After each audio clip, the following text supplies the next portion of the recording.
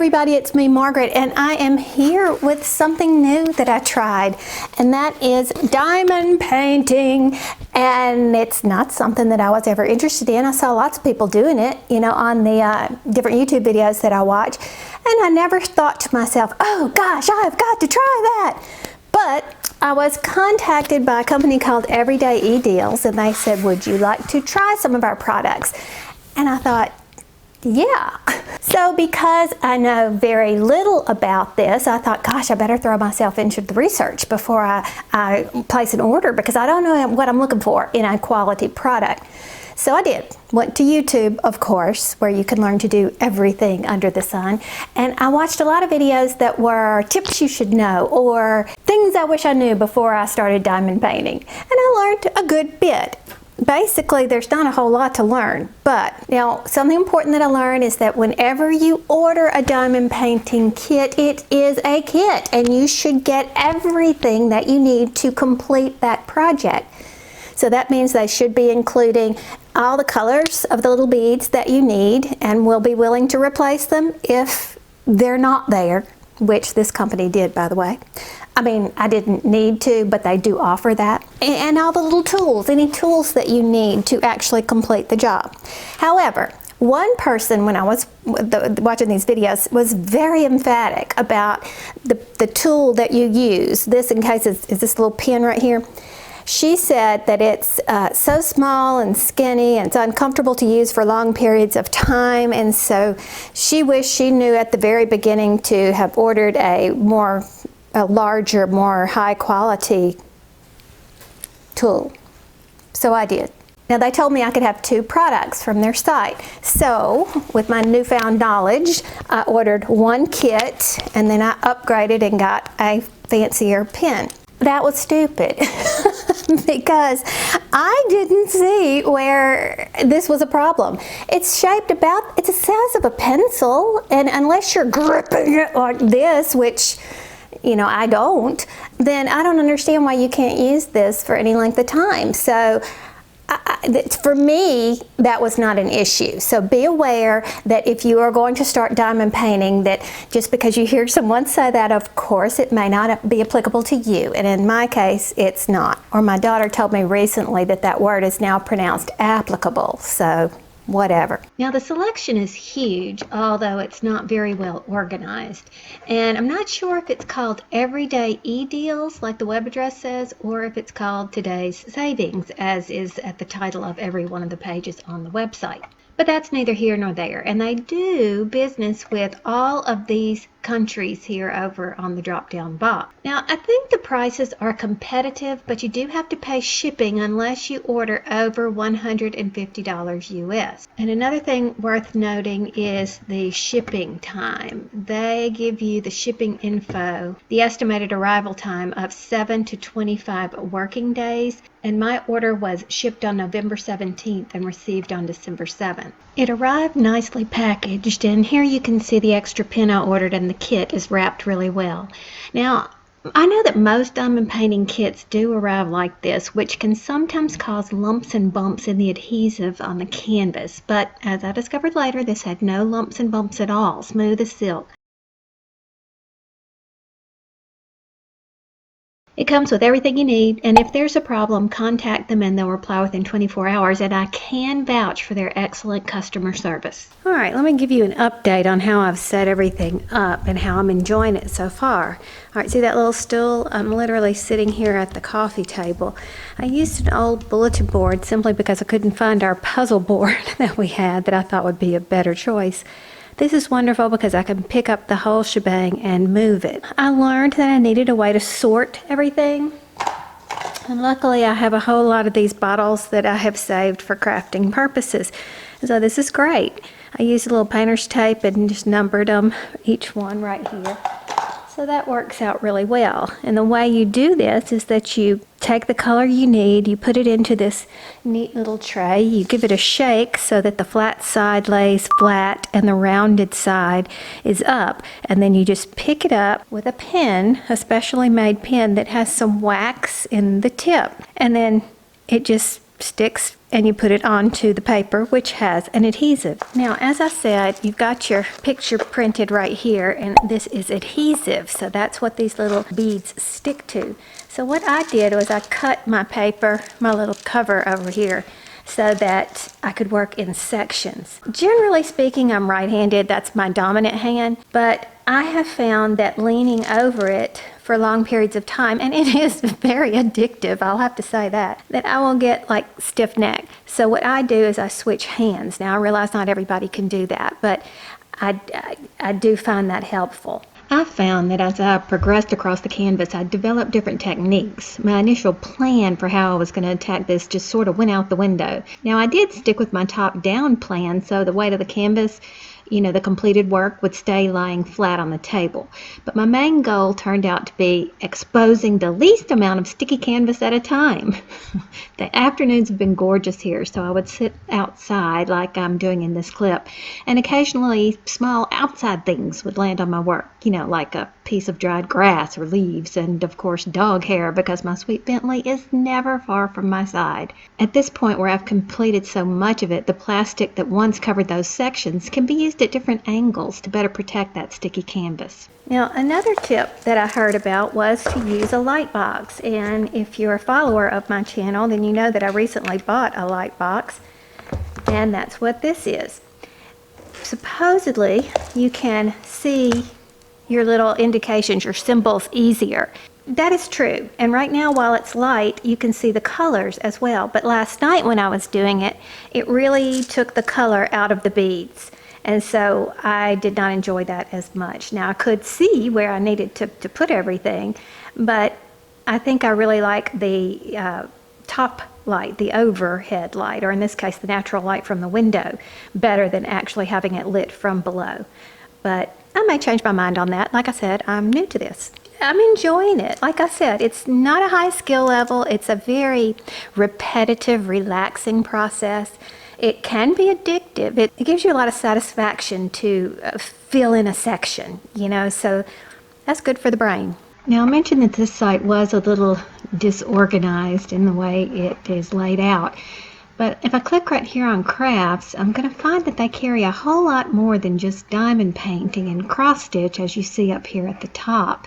I got curious when I saw this collection of Christmas cards, which might be another good way to start because you have very small projects to do. So up here, I'm using the search bar and I typed in cards. So I'm seeing a bunch of cards here. This is a puzzle. I didn't even know they carried puzzles.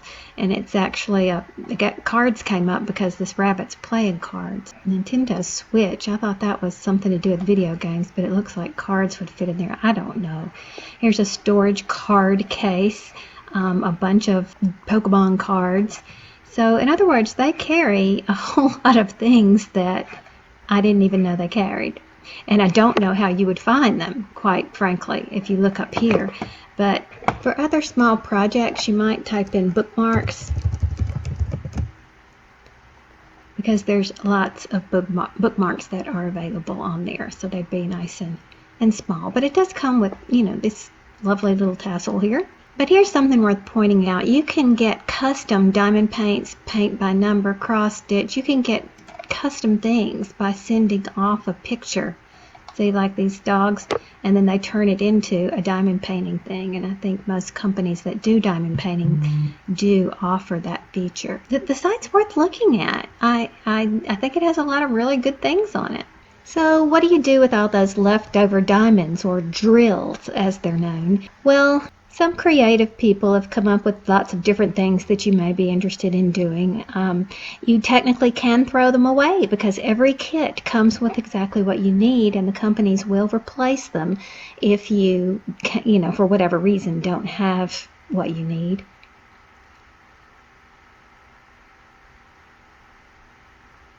But you could also do this with them. Joanne sells the sticky paper with grid on it. And you can look up some free cross-stitch patterns like DMC here, because when you get those dots, they come with the DMC corresponding numbers. So technically, you could make your own diamond pattern with what you get from a cross stitch pattern. But like any craft, this could possibly lead us into developing some elaborate storage system like this woman does and then never use them again. And I can see myself falling into this trap very easily. So who is diamond painting for? Well, technically, anybody could do it, but let's talk about some of the features of diamond painting that can help you decide if it's something that you want to jump into. Well, first of all, it's a low monetary investment. You don't need a whole lot of supplies. When you order a kit, everything you need should come with that kit, and you're set to go to try it. Another thing is you probably want to have good eyesight if you are doing this, because it can get tricky.